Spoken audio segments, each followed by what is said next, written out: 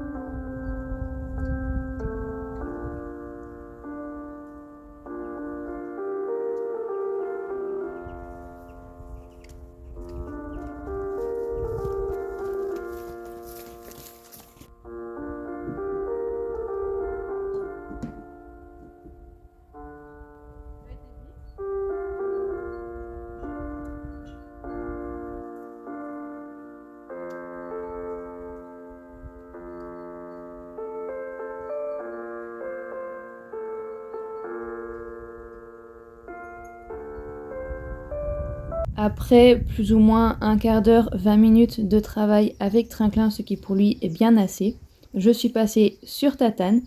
Alors il faut savoir avant que vous commenciez à regarder les images que ça faisait bien 6 ou 7 mois qu'on n'avait plus sauté. Qui plus est, Tatane a 20 ans, presque 21 ans, donc j'ai pas demandé grand chose. C'était juste dans l'objectif en fait de s'amuser et de faire un petit peu autre chose que du dressage. Mais vous allez voir que Tatane, comme toujours, est hyper contente de retrouver les barres. J'ai mis des petits obstacles. Je pense que le plus haut était à 60, peut-être 70 cm, mais je suis même pas sûre. Et l'objectif était vraiment s'amuser, comme je l'ai déjà dit précédemment. Alors effectivement, vous verrez peut-être plus loin que parfois les distances n'étaient pas tout à fait bonnes, on n'était pas tout à fait droit sur l'obstacle, enfin bref, c'était pas toujours parfait, mais ce qui m'importait moi principalement c'était qu'elle passait au-dessus et que voilà, on s'amusait un petit peu et on faisait juste une fois autre chose que juste du dressage.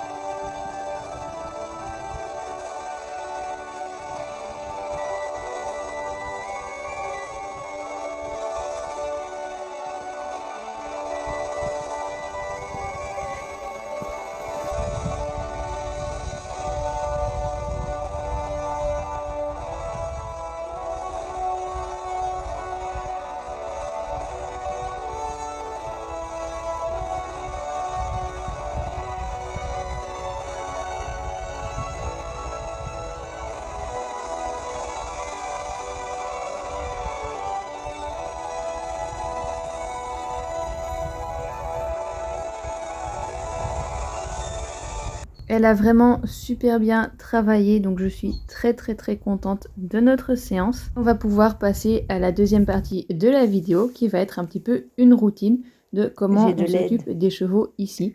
Alors premièrement, je fais les box avec bien sûr de l'aide. Ah, et d'ailleurs ça aussi ça a changé, je ne sais pas si vous vous souvenez dans une ancienne vidéo, je pense que j'en avais déjà fait une. Mais on n'avait pas encore cette grande dalle de béton sur laquelle je suis maintenant.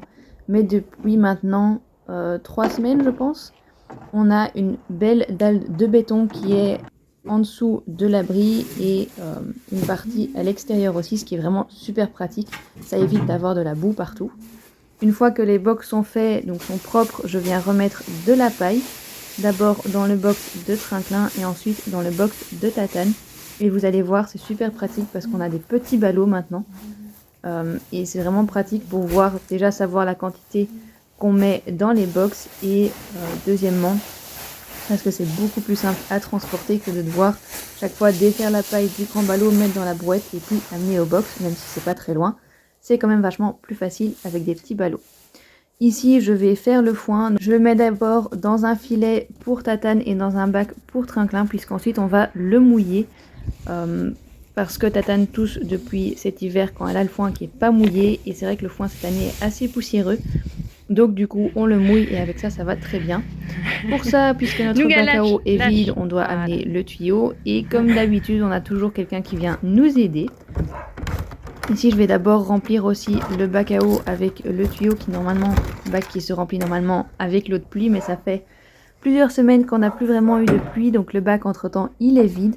Je vais d'abord le nettoyer, donc vider aussi tout ce qu'il y a comme crasse dedans, mettre un petit peu d'eau, puis le vider. Vous allez voir qu'il est un petit peu sale quand même à l'intérieur, ça permet de le laver tout de suite aussi. Et puis je laisse se remplir et ensuite je mets l'eau sur le foin. On fait directement comme ça, c'est plus facile. Pendant que le bac se remplit d'eau, moi je vais préparer la nourriture des chevaux. Ici en soi j'ai pas grand chose à dire, c'est simplement leur nourriture avec les compléments qu'ils reçoivent chacun. Si ça vous intéresse, je pourrais vous faire une vidéo ou faire dans une autre vidéo vous expliquer un petit peu tout ce qu'ils reçoivent. Dites-le moi en commentaire.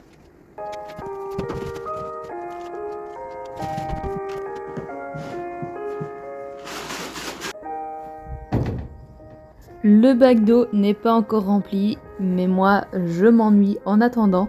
Donc je trouve quelque chose pour m'occuper, c'est-à-dire faire un petit peu de sport entre guillemets, ou plutôt voilà, faire un peu des conneries on va dire. En même temps, à mes dépens, ça fait 4 mois que je peux pas réellement faire beaucoup de sport puisque je me suis cassé le genou. Enfin, on m'a cassé le genou, mais ça c'est une autre histoire.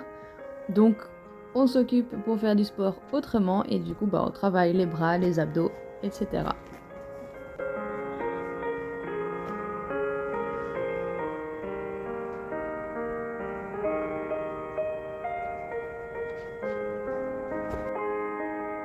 Ça y est, le bac d'eau est rempli, ou du moins plus ou moins puisqu'on ne le remplit pas totalement mais on le remplit assez pour avoir de l'eau pour plusieurs jours.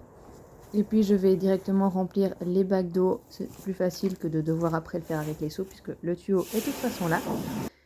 Et ensuite, une fois que c'est le soir et qu'il est l'heure de rentrer les chevaux, ce qui est maintenant plus ou moins vers 7h30, 8h, je vais les chercher, ou plutôt je les appelle.